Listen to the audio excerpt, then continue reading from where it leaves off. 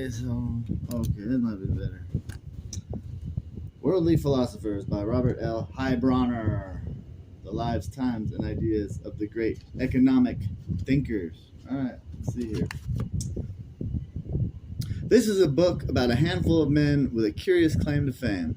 By all the rules of schoolboy history books, they were non-entities. They commanded no armies, sent no men to their deaths, ruled no empires, took little part in history-making decisions. A few of them achieved renown, but none was ever a national hero. A few were roundly abused, but none was ever quite a national villain. Yet, what they did was more decisive for history than many acts of statesmen who basked in brighter glory, often more profoundly disturbing than the shuttling of armies back and forth across frontiers, more powerful for good and bad than the edicts of kings and legislators. Whatever edicts is. Edicts? Addicts? Whatever. Addicts. It was this. They shaped and swayed men's minds. It was this. Oh. It was this. They shaped and swayed men's minds. And because he who enlists a man's mind wields a power even greater than the sword or the scepter, these men shaped and swayed the world. Few of them ever lifted a finger in action. They worked in the main, the scholars quietly, inconspicuously, and without much regard for what the world had to say about them. But they left in their train shuttered empires and exploded continents. They but wrested and undermined political regimes. They set class against class and even nation against nation, not because they plotted mischief, but because of the extraordinary power of their ideas. Who were these men? We know them as the great economists. But what is strange is how little we know about them. One would think that in a world torn by economic problems, a world that constantly worries about economic affairs and talks of economic issues, the great economists would be as familiar as the great philosophers or statesmen. Instead, they are only shadowy figures of the past. And the matters they so passionately debated are undeniably important. Regarded with a kind of distant awe. Economics, it is said, is undeniably important, but it is cold and difficult, and best left to those who are at home in abstruse realms of thought. Nothing could be further from the truth. A man who thinks that economics is only a matter of professors forgets that this is the science that has set men to the barricades. A man who has looked into the economic textbook and concluded that economics is boring is like a man who has read a primer on logistics and decided that the study of warfare must be dull. No, the great economists pursued an inquiry as exciting and as dangerous as any the world has ever known. The ideas they dealt with, unlike the ideas of the great philosophers, did not make little difference to our daily working lives. The experiments they urged could not, unlike the scientists, be carried out in the isolation of a laboratory. The notions of the great economists were world-shaking, and their mistakes nothing short of calamitous. The ideas of economists and political philosophers wrote Lord Kenye's himself a great economist. Both, when they are right and when they are wrong, are more powerful than is commonly understood. Indeed, the world is ruled by little else. practical men who believe themselves to be quite exempt from any intellectual influences are usually the slaves of some defunct economist. Madmen in authority, who hear voices in the air, are distilling their frenzy from some academic scribbler of a few years back.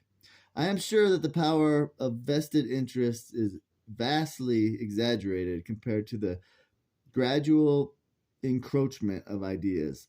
To be sure, not all economists were such titans. Thousands of them wrote texts, some of them momentous of momentous moments of dullness, and explored minute what minute minute I don't know. I guess it's minute. It's a weird way to spell minute with all the zeal of medieval scholars. If economists today has little glamour, if its sense of great adventure is often lacking, it has no one to blame but its own practitioners. For the great economists were no mere intellectual fusspots. They took the whole world as their subject and portrayed that world in a dozen bold attitudes: angry, desperate, hopeful. The evolution of their heretical opinions into common sense and their exposure of common sense as superstition constitute nothing less than the gradual construction of the architecture of contemporary life. An odder group of men, one less apparently destined to remake the world, could scarcely be imagined. There were among them a philosopher and a madman, a person and a stockbroker, a revolutionary and a nobleman, an athlete, a skeptic, and a tramp. They were of every nationality, of every walk of life, of every turn of temperament. Some were brilliant, some were bores, some ingratiating, whatever, some impossible. At least three made their own fortunes, but as many could never master the elementary economics of their personal finances. Two were eminent businessmen. One was never much more than a traveling salesman. Another frittered away his fortune. Their viewpoints toward the world were as varied as their fortunes. There was never such a quarrelsome group of thinkers. One was lifelong advocate of women's rights. Another insisted that women were demonstrably inferior to men. One held that gentlemen were only barbarians, whereas another manifested or maintained that non-gentlemen were savages.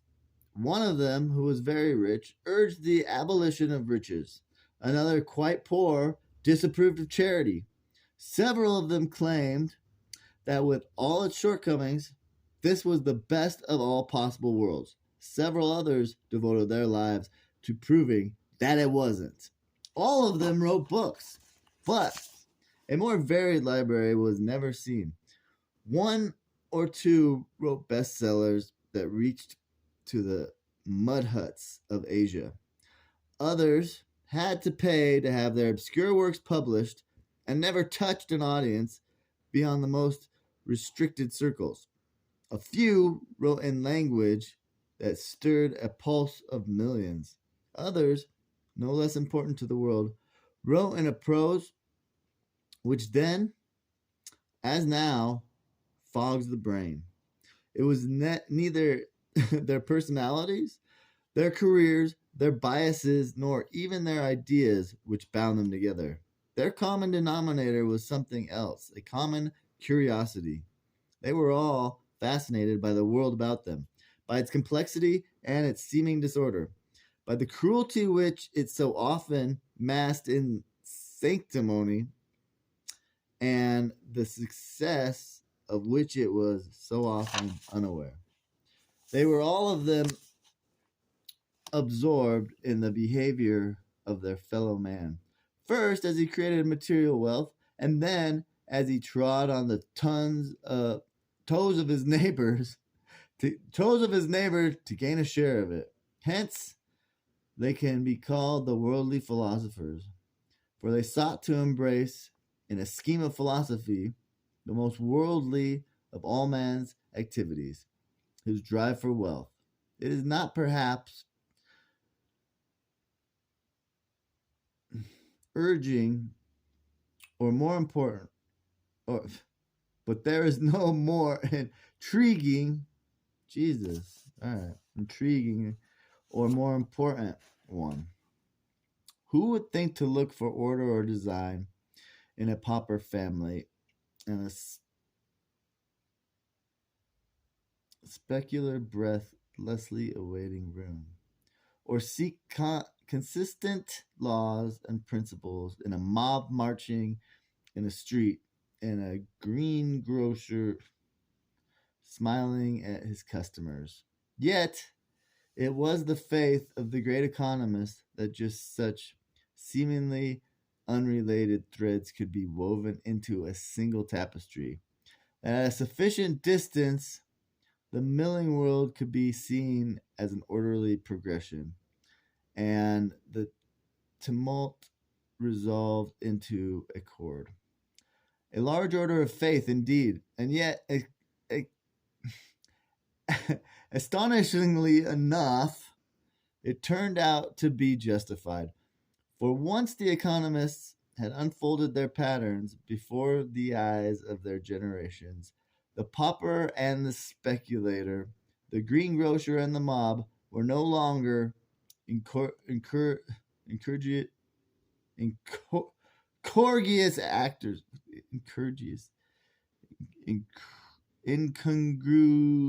incongruous. Oh, Jesus, I can't even see the words. The letters.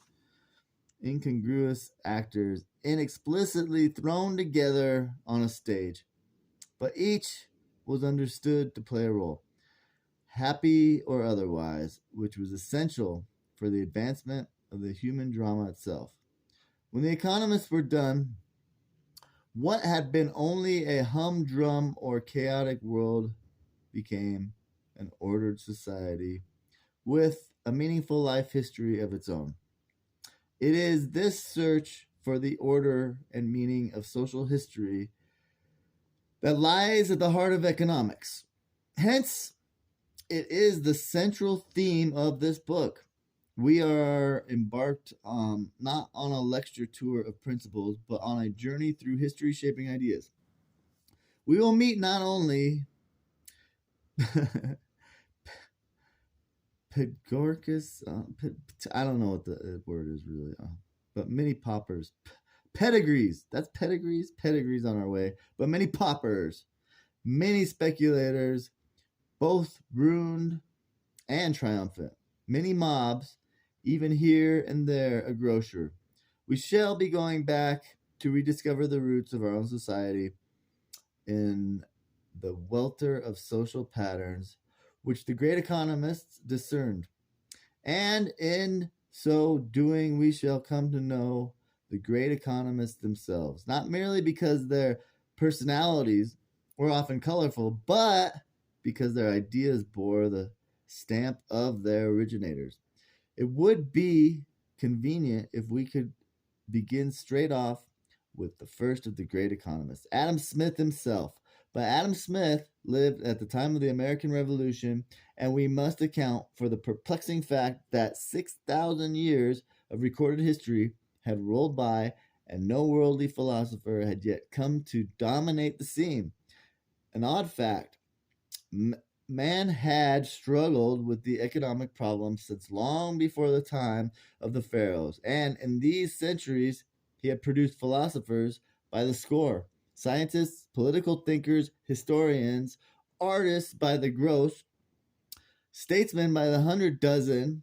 Why then were there no economists? It will take us a chapter to find out, until we have probed the nature of an earlier and far longer lasting world than our own.